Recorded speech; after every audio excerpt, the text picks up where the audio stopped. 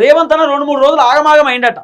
Intelligence వాళ్ళని పెట్టి అడిగేటటువంటి కార్యక్రమం చేసినట. ఎవరెవరు ఎమ్మెల్యేలు పోయిరు, ఏం కథ, పోయిన వాళ్ళ లిస్టు కావాలి, ఎందుకు పోయిరో చెప్పండి, అసలు ఆ ఎమ్మెల్యేల పేర్లు ఏందో కనుక్కోండి అని చెప్పి రేవంత్ అన్న కొంత వెరిఫికేషన్ చేసుకునేటటువంటి కార్యక్రమం చేసినట. ఇది దాదాపు ఒక వారం రోజులు అవుతుంది.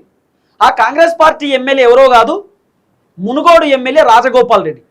రాజగోపాల్ రెడ్డి ఢిల్లీకి పోయి వచ్చిన తర్వాత 15 మంది కాంగ్రెస్ పార్టీ ఎమ్మెల్యేలకు ఇన్విటేషన్ పంపించిందట, డిన్నర్ మీటింగ్కి రావాలని చెప్పి. 15 మంది ఎమ్మెల్యేలకు ఇన్విటేషన్ పంపిస్తే సుమారు 9 మంది కాంగ్రెస్ పార్టీ ఎమ్మెల్యేలు డిన్నర్ మీటింగ్ పోయిరట. పోయిన తర్వాత అసలు ఆ డిన్నర్ మీటింగ్లో ఏం మాట్లాడుకున్నారు, ఆ డిన్నర్ మీటింగ్లో ఏం నడిచింది, రాజగోపాల్ రెడ్డి రేవంత్ రెడ్డి పైన ఘోరమైనటువంటి కోపంతో ఉన్నాడు.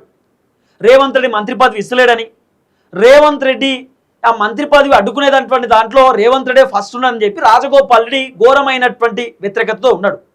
ఈ వ్యతిరేకతతో ఉన్నటువంటి వ్యక్తి 10 మంది ఎమ్మెల్యేలతో మీటింగ్ పెట్టిండు.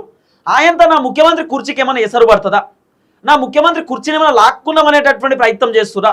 ఇప్పుడు రాజగోపాల్ రెడ్డి గతంలో అన్నటువంటి ఒక మాట ఇప్పుడు సోషల్ మీడియాలో వైరల్ అవుతుంది.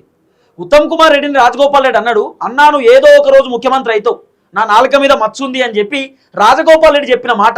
ఈ మధ్యకాలంలో కోమటిరెడ్డి వెంకటరెడ్డి, ఉత్తమ్ కుమార్ రెడ్డి రేవంత్ రెడ్డికి పడతలేదు. రేవంత్ రెడ్డి ఏదైనా మీటింగ్లు పెడితే ఉత్తమ్ కుమార్ రెడ్డి అటెండ్ అవుతలేడు. రేవంత్ రెడ్డి గద్దర్ అవార్డులు ఇస్తే కూడా కోమటిరెడ్డి వెంకటరెడ్డి సినిమాటోగ్రఫీ మంత్రి పోలే. వీళ్ళందరూ కూడా దూరం దూరం ఉన్నారు. అంటే రేవంత్ రెడ్డికి మంత్రులకు ఎక్కడో క్లాషెస్ వచ్చినాయి, ఎక్కడో పంచాయతీ అవుతుంది అనేది వినబడుతున్నటువంటి చర్చ.